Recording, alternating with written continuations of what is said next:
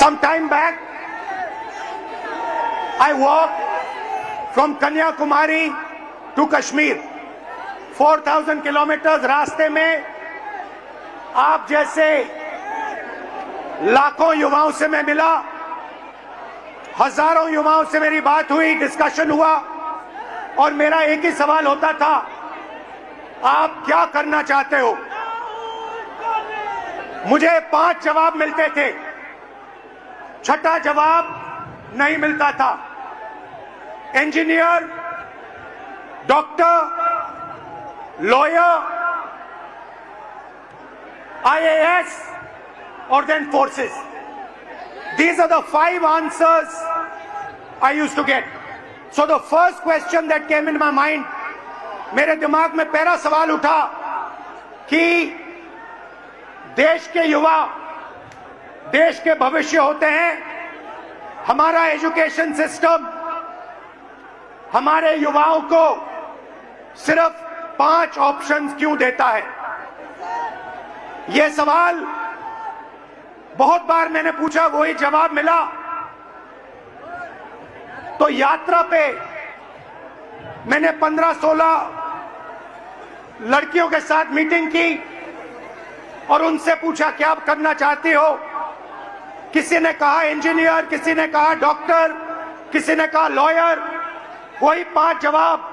और फिर मैंने उनसे पूछा, मुझे सच बताओ क्या करना चाहती हो? तुम्हारे दिल में क्या है? सच्चाई ये थी कि जो वो करना चाहते थे और ये जो 5 ऑप्शंस थे, इसमें बहुत फर्क था। कोई ऑथर बनना चाहती थी, कोई डांसर बनना चाहती थी, कोई एस्ट्रोनॉट बनना चाहती थी। फिर मैंने एक टेस्ट किया, मैंने उन्हीं लड़कियों से एक सवाल पूछा, आप में से कितनी लड़कियां पायलट बनना चाहती हैं? एक भी लड़की ने हां नहीं कहा।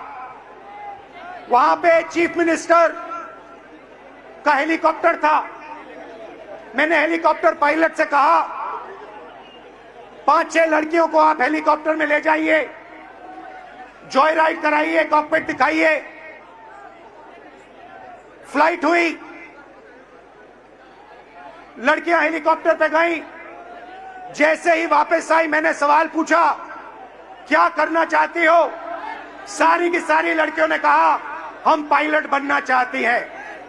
मतलब हिंदुस्तान का एजुकेशन सिस्टम, सबसे पहली कमी इसकी कि हम जो हमारे बच्चों के सपने हैं उनको पूरा नहीं करते हैं।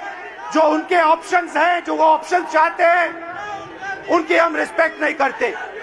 उसके बाद यात्रा के बाद मैंने एजुकेशन सिस्टम के बारे में और थोड़ा सोचना शुरू किया।